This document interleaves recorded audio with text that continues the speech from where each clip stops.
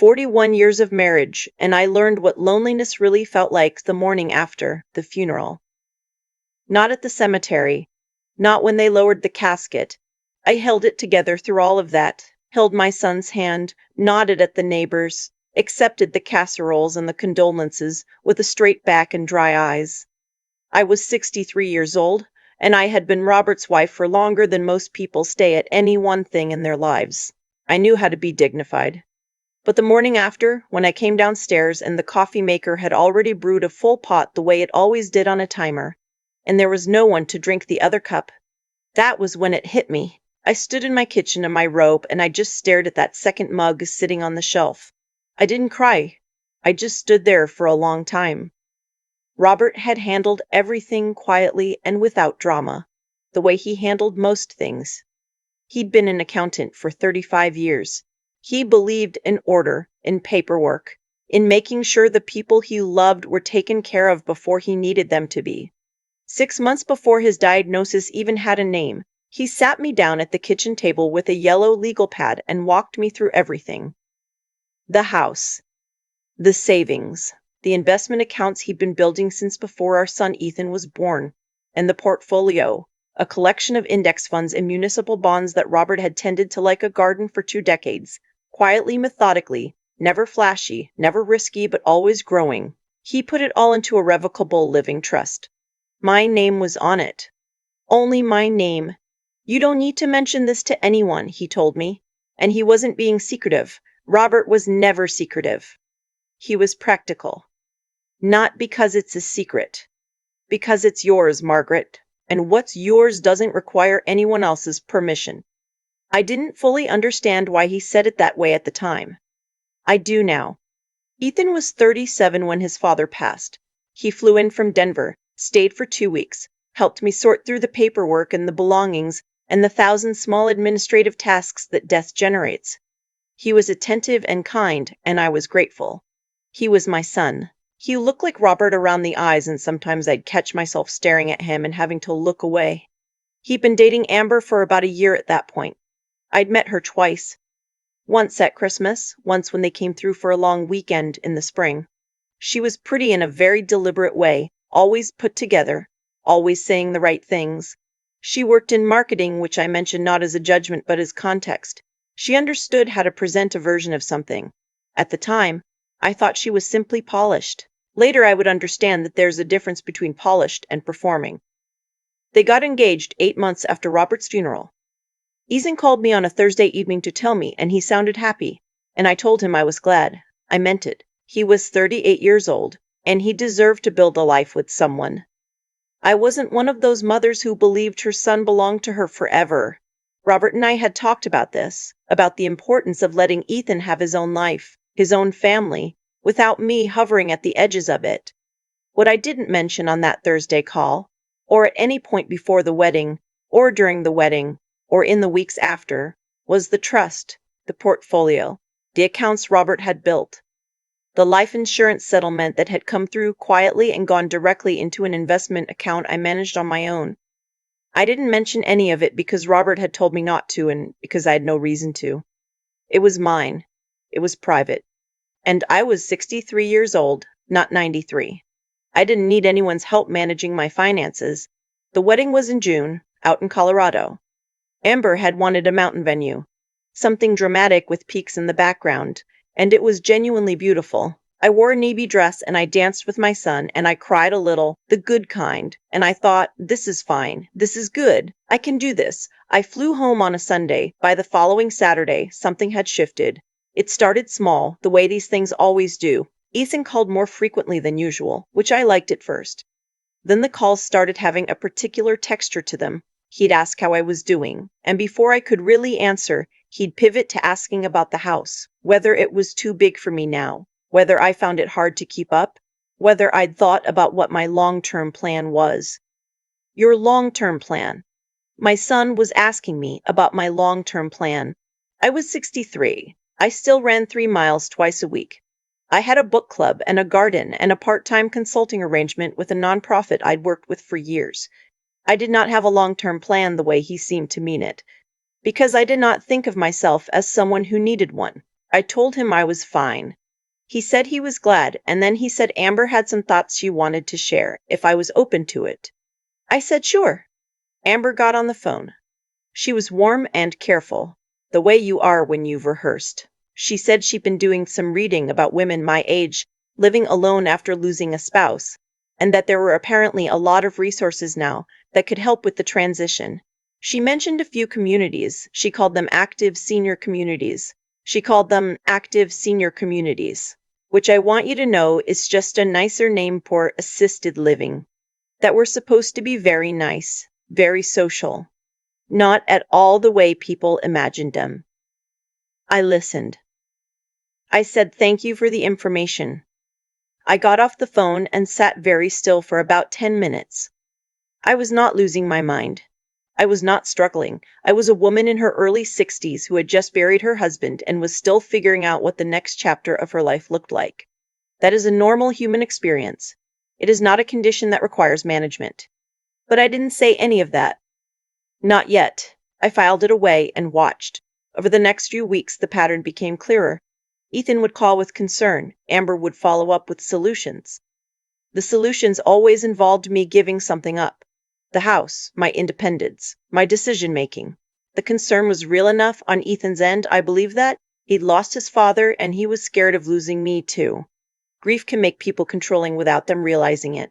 But Amber's concern was something different. I'm not a suspicious person by nature. I try to see the best in people. But I am also 63 years old, and I have watched enough human behavior to know when someone is measuring a room before they've been invited in. In October, 4 months after the wedding, Ethan called to say they were coming for a visit. Just a long weekend, he said. They wanted to see me. I said I'd love that. They arrived on a Friday evening. Amber had brought a bottle of wine, a good one, and she hugged me at the door and said I looked wonderful. We had a nice dinner. Ethan talked about work.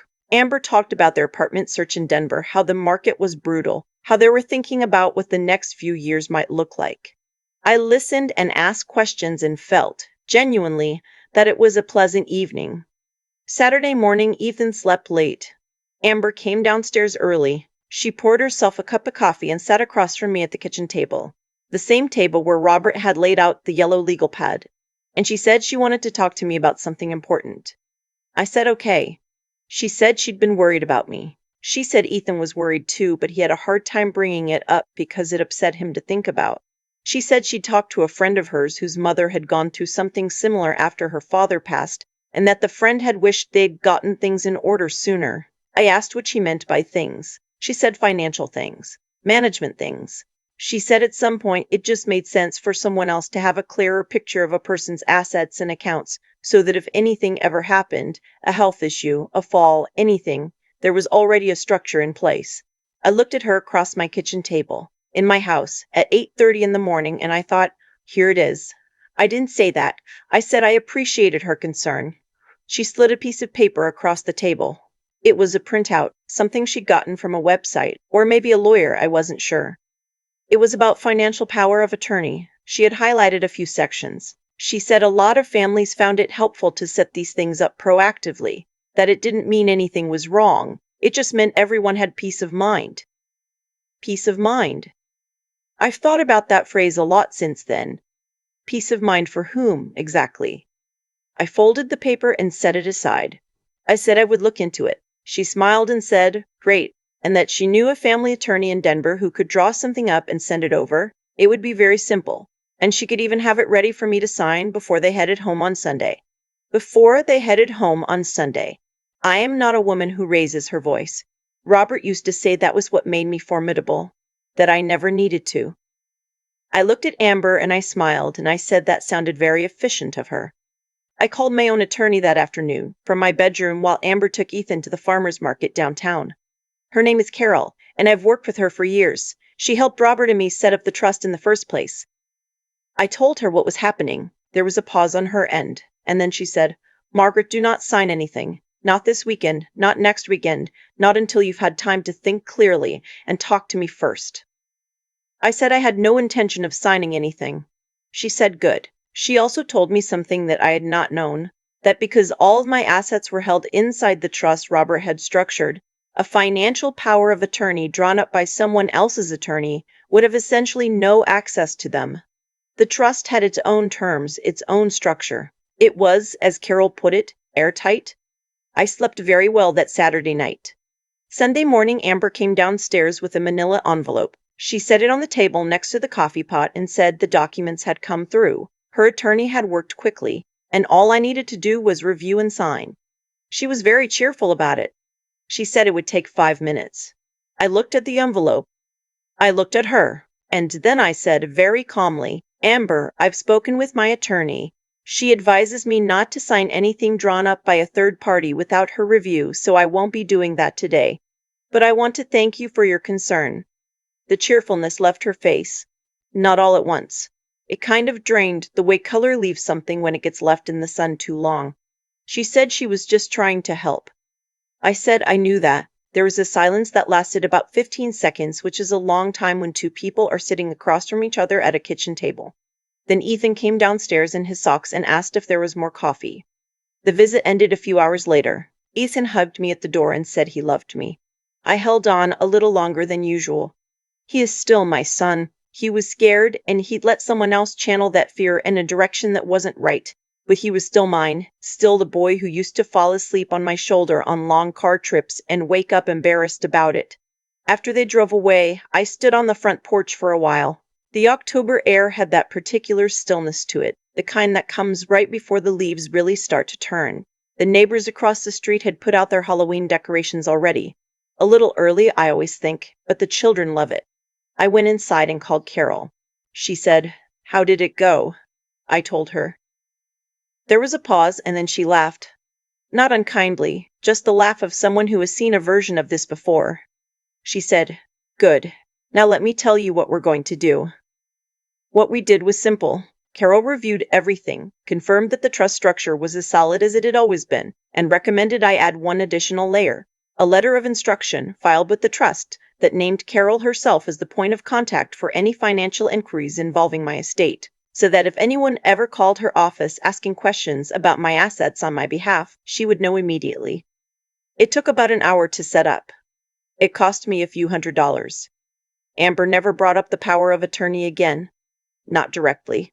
There were a few subsequent visits where she made comments about the house being a lot to maintain, about whether I'd looked into downsizing options, about how some of her friends' parents had found it freeing to simplify.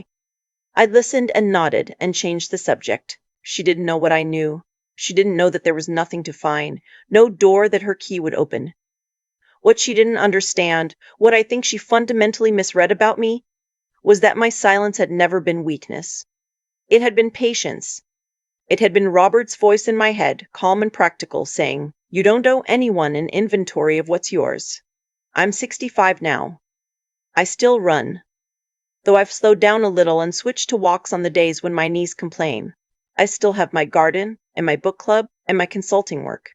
I had dinner with Ethan last month. Just the two of us. He came through for a work trip, and we talked for 3 hours about everything and nothing, the way we used to. He told me he was proud of how I'd handled the last couple of years. I don't know exactly what he meant by that, and I didn't ask. Some conversations are better left with a little room in them. I've thought a lot in the time since all of this happened about what Robert understood that I didn't fully appreciate until I had to. He wasn't secretive. He wasn't suspicious. He was simply a man who had watched the world long enough to know that love and money exist in different compartments, and that keeping them separate is not a betrayal of love, it is a protection of it. I keep the yellow legal pad in the bottom drawer of my desk. The ink has faded a little. His handwriting was always terrible, all sharp angles and compressed loops. The handwriting of someone who thought faster than he could write. I take it out sometimes, not often. Just when I need to remember that the best gift he ever gave me wasn't the house or the accounts or the trust. It was the habit of keeping my own counsel, and that, it turns out, is the only asset no one can ever touch. I've been sitting with this story for a while now, turning it over the way you turn a stone in your hand. Not because it still hurts, but because I think there's something in it worth understanding before I let it go completely. What happened between Amber and me wasn't really about money. I know that sounds strange, given that money was the thing she came for, the thing she printed documents about, the thing she slid across my kitchen table on a Sunday morning like it was a formality. But money was just the surface. What was underneath? It was something older and simpler. She had made a decision about who I was before she ever really looked at me.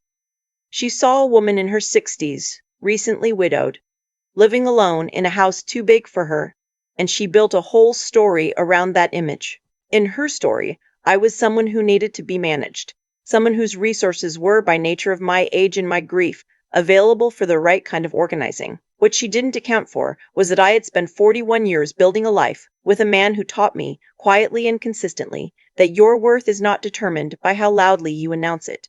Robert never boasted. He never performed. He just prepared, and then he waited. And then when the moment came, the preparation spoke for itself. I learned that from him, the way you learn most important things. Not in a single conversation, but over decades. By watching. The hard part, the part I still think about, is Ethan. He is a good person. I believe that without reservation. But good people can be moved in wrong directions when they're scared. And he was scared, scared of losing me the way he'd just lost his father. Scared of the future. Scared of things he couldn't control. Amber understood how to work with that fear. She didn't invent it. She just aimed it.